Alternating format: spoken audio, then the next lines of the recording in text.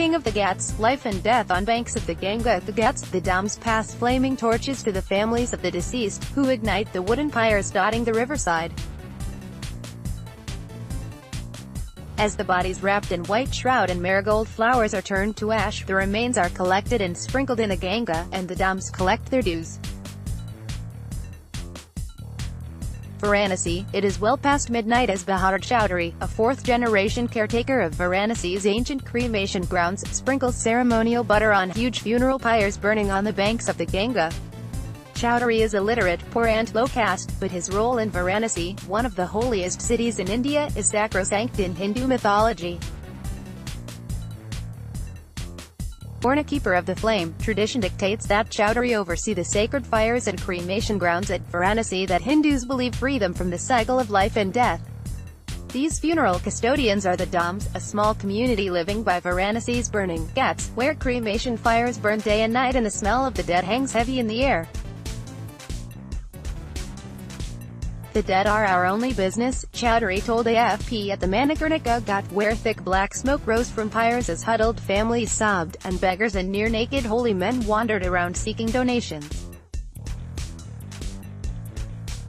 For centuries, the Dams have provided the ceremonial flame used to cremate the dead brought to Varanasi for moksha, or release from the Hindu life cycles.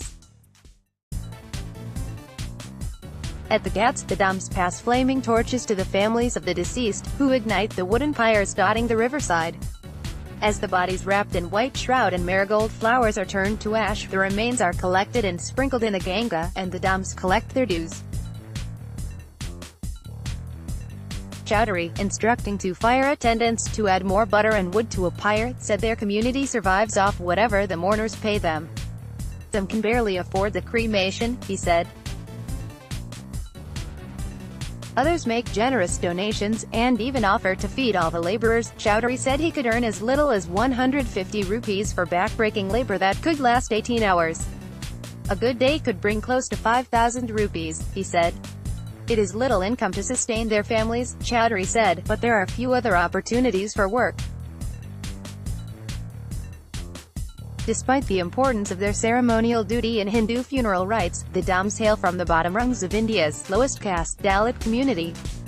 All are engaged at some level in the cremation business, maintaining fires in the god temples, arranging wood for the pyres, or selling flowers and other ornaments for the ceremony.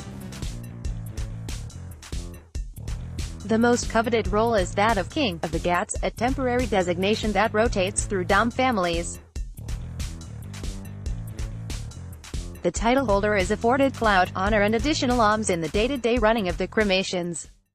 But most within the marginalized community work or confined to menial jobs tending to the dead. On the Ghats, the Dams spend long hours surrounded by the heat of pyres and the swirling chaos synonymous with Varanasi. Some also sift for any valuables, including gold ornaments or even gold teeth left behind on the bodies by family members. Chowdhury wanted his two sons to find a different path in life, but both dropped out of school to follow in their father's footsteps, he said. They will become the fifth generation from his family to tend the pyres. "Times may change, but nothing will change here. People will keep dying and coming to Varanasi, and will look to the Dams to do the sacred work of the gods."